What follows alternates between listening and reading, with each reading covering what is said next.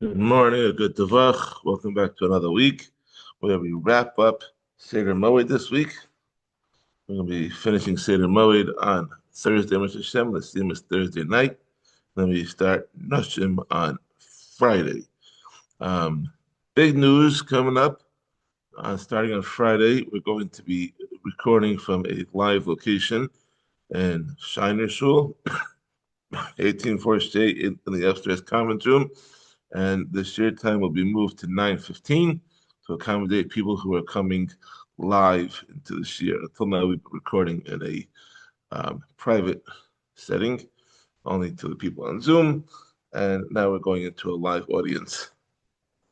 Mr. Shem, starting on Friday for Seder Nashim. Today we're learning Perek Bays. Today's share is the Yilei Nishmas Rachel Bas Reb Simcha Cohen, Aaron Nachman Simcha Cohen, Yishom Marchav Yisef Sabrach Sav Shmuel Leib, Yamash Ben Yosef Ben Nashos to have an Aliyah.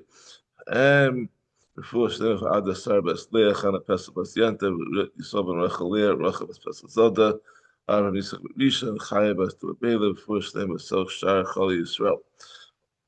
Here we go. Excuse me. Perek Bays of Moed Kattan, Mishnah Aleph. So, yes, on Friday we were learning about Hilchos Moed and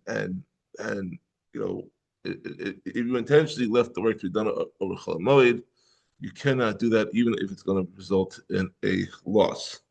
So now we're going to talk about a case where someone tried to do the work before Yontif, but things happened and caused a delay. So Mishnah Aleph, Perek Beis Mishnah Aleph, Misha Hafach Ezesav. If someone turned over his olives before Yontif in order to prepare them to be pressed for oil, the Eru Evo and a close relative died, and now he is sitting Shiva. So he's not able to do it in the work before Yontif. Ones, or he was or there was an accident and he wasn't able to get it done. Oshi to Poalim, or because his workers deceived him and did not come to work. And then the Yontif arrived. Toain Koharishon.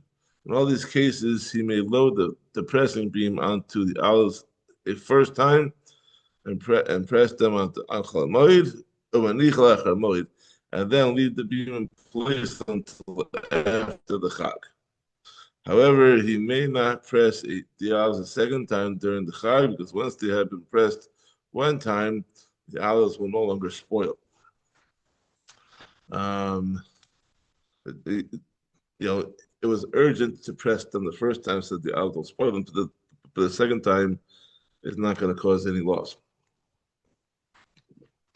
Different Rabbi Yehuda, this is according to Rabbi Yehuda. Rabbi Yossi says, Solef Gomer Gaf Gedarkim. Rabbi Yossi says you can even spill the olives onto the press and finish pressing out the rest of the oil and seal the vat l'chol moed, completing the entire process in the usual manner, assuming that he went through all these issues where he couldn't do before Yontif. You're not going to penalize him, according to Rabbi Yossi, for those issues. Excuse me, Mishnah Bays.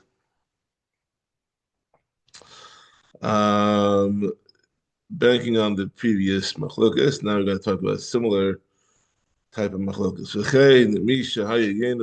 Or likewise, in a case of someone whose wine had been squeezed from the grapes and was sitting in the pit in front of the wine press, ready to be poured into the barrels. The Evo, and again, a close relative died, and now he had to sit Shiva. He had to work during Shiva. Ones, or there was an accident, it was prevented from working. Oshi to Poalim, or because his workers deceived him by promising to do the work and then going on strike. And then the Chag arrived. Zolif, the Gomer, the Gaf, Gedark. In all those cases, he can pour all the wine into the barrels and seal the barrels in the usual manner with a regular seal. Rabbi Yossi, this is according to Rabbi Yossi, was consistent with the previous Mishnah. Rabbi Yehuda Omer, Rabbi Yehuda says, he argues, Oselo limudim b'shvil shelo yachmitz. He must leave the wine in the pit and make a temporary covering of boards so that it will not sour. He may not draw the wine out of the pit on Cholamoid.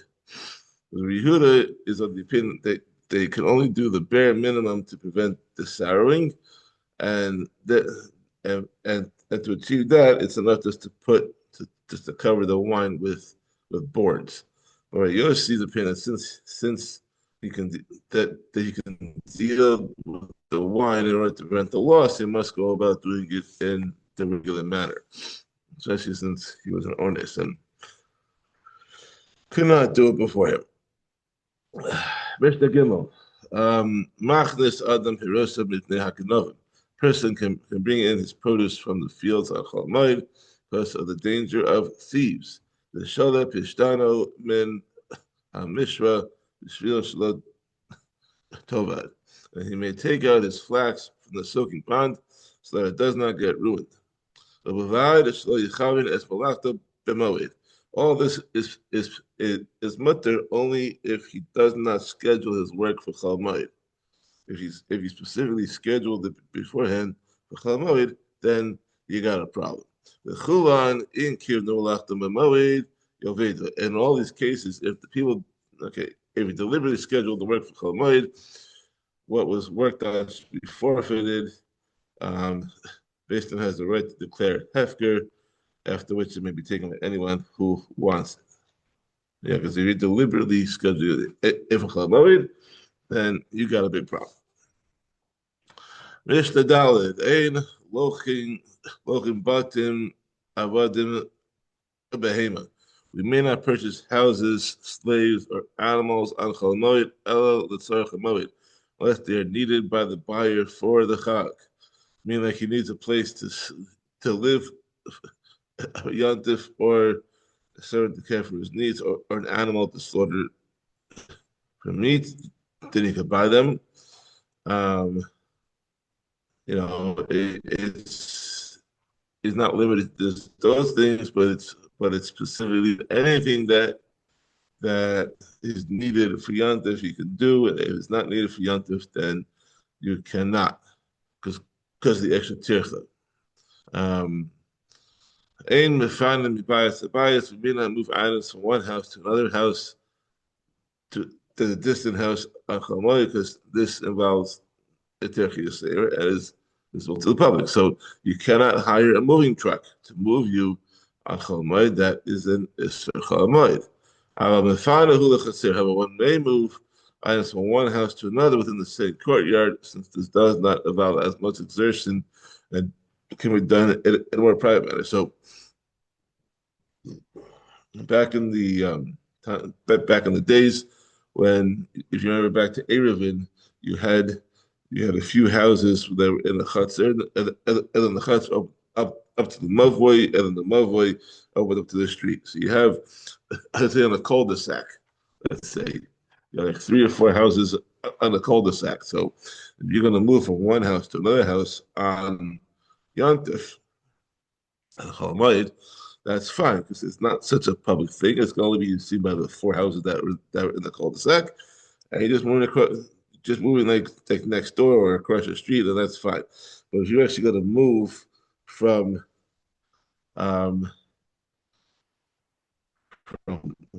beyond that into a different street, and it's going to go through all town, that anyone's going to see, then, I mean, aside from the fact that people are not minding their own business, which is a big problem, that's a problem. You have to mind your business every day, not just on Chol Moed. We may not bring home utensils from the house of a craftsman. People might think that they were given to him to be repaired on Chol Moed.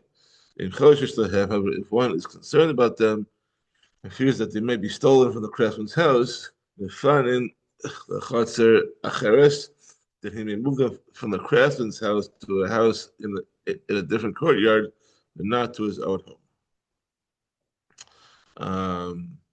So that, because you want to protect them from being stolen, but you also don't want the public to see that you're moving this on Chol Hamoed. And finally, Mishnah Hay, it's a short period today. V'chapin es hakatzios b'kash, we may cover cut figs spread out in a field with straw on Chol Hamoed to protect them from the rain. Rabbi Yehuda Omer, Rabbi Yehuda says, Arf, ma'abin, we may even make a thick pile of cut figs in order that the top figs protect those underneath from rain, even though this involves more more exertion than covering them with straw. Mochri Peros, Kasus, the Kalim, Mochrim, Bitsina, the Tzarchanoid. Merchants who sell fruit, clothing, and utensils may sell these items only in private for the needs of the Chag, but not publicly. Hatzayadin, V'hadeshushos, V'hagrusos, Otzim Bitsina, the Tzarchanoid. Trappers, grain pounders, and bean grinders may do their work in private for the needs of the Chag, but not publicly. Yossi says, these merchants or workers that we just mentioned, meaning the grain pounders and the bean grinders and the trappers, they accepted this chumrah upon themselves not to work even in private, even though they are allowed to work in private. They extended it, the chumrah upon themselves, and therefore they are ushered to work at these jobs on Chol Hamoed. That is all for today. We'll see you tomorrow for Perek Gimel, and we wrap up Moed Kattan tomorrow, and we go on to Chagiga on Tuesday. Have a wonderful day. Be well and be safe.